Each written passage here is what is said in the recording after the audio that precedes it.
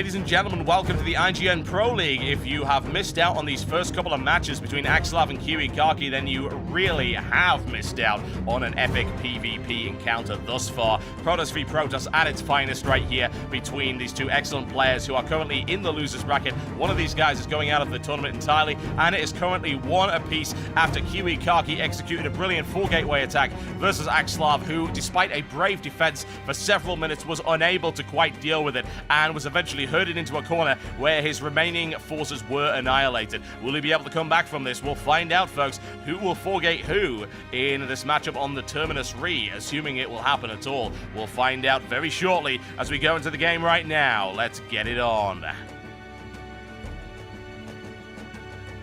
Ladies and gentlemen, welcome to the Terminus Re. I bring you KiWiKaKi in the yellow trunks. He is playing Protoss. He's part of Team Root and he's to the south of this map versus his opponent EGAxslav in the red trunks. He is playing Protoss as well, and of course, he is from the Team Evil Geniuses. He's to the north of this particular map. Terminus Re, a wonderful map for some excellent encounters. However, it would not surprise me at all if one of these guys decided to go for a 4-gateway attack, and this is fairly common in Protoss v Protoss matchups simply because of the ferocity of the 4-gate and the difficulty of actually stopping it if you are against an extremely competent player. The question is, who will try that on who? EGAxslav with a slightly earlier pylon. Notice he actually does this. If you compare it to KiWiKaKi, KiWiKaKi's always a little bit later on his pylons, a little bit later on his gateways, his cybernetics core. Doesn't seem to make a huge amount of difference, but EGAxslav has this rather aggressive opening. Likes to get his buildings down as rapidly as possible. Question is, will it make all that much of a difference? It might help if he's going into a 4-gateway attack, but we'll find out. Second gateway will appear at some point in the not-too-distant future for KiWiKaKi if he decides to go for that. After his cybernetics core goes down, you'll see 2, 3, and then 4. If you're new to StarCraft 2, it is a very common build in not only Protoss v Protoss, but for Protoss in general.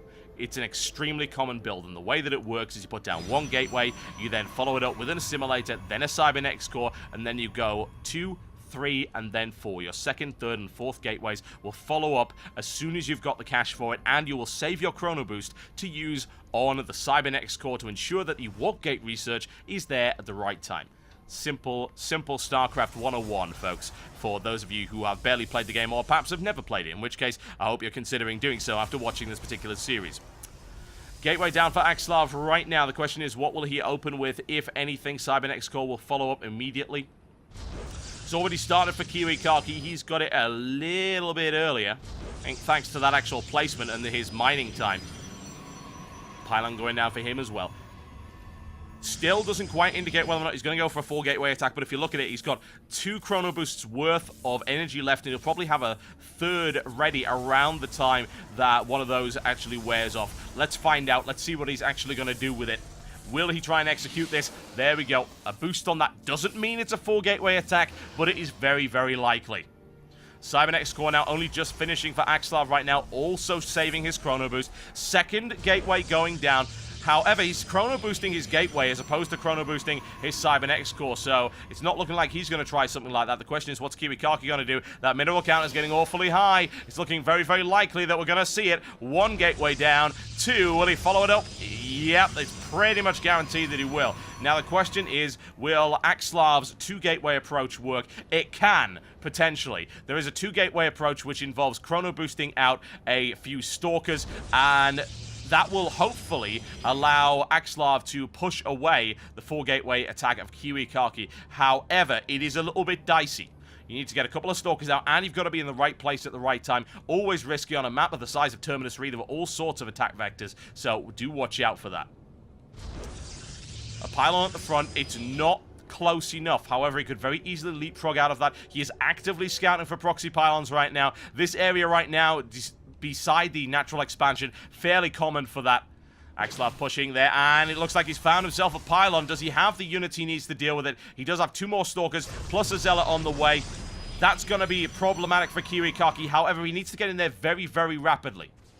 More gateways on the way. That will give him 4 of his own. He does have a fairly significant force. Here comes the pylon, however. He needs to push right now. If that pylon goes down, then EGAxslav is going to be in a ton of trouble. And there we go. Reinforcements actually stream from that backup pylon that was not taken out by EGAxslav. A critical error because he's now outnumbered, and now he's going to get pushed all the way back into his base. Cybernetic score taking a lot of fire right now, moving in after those pylons. However, there's a good line of them. Won't be able to disable those gateways quite yet. Trying to split his forces in two, and now it's a battle of wits between these two. However, KiWiKaKi with a mass warp in right now. Zealot torn apart, unable to take one down, and loses a Stalker in the process. Not ideal for EGAxslav at all. That's 4 Stalkers versus 5, and 4 Zealots in the mix as well. Pylons will go down. Once those pylons are taken out, then he's going to be in a massive amount of trouble. Push all the way back to his minimal line right now. Looking for the surround. Does he have the probes for it? Not a great surround at all. He's actually going to lose probe after probe with very little effectiveness right now. EGAxslav continues to be backed into a corner by this attack. 1 pylon taken out. It's not enough to shut down the infrastructure of EGAxslav as of yet, but it might be if he's able to follow up once again and take down these other pylons. Looking for the focus fire. Shields down on that second pylon. EGAxslav with a counter-attack right here. Zealots into the line. However, EGAxslav is seriously outnumbered, and his Zealots are getting actually trapped there, unable to really take any swings, annihilated very easily by KiWiKaKi, who now has a significant numbers advantage. These Stalkers very, very badly injured, but not taken out. Here come the reinforcements. Snipes one. Looks for the second one. Needs to take out that weak one right there. Here comes the focus fire.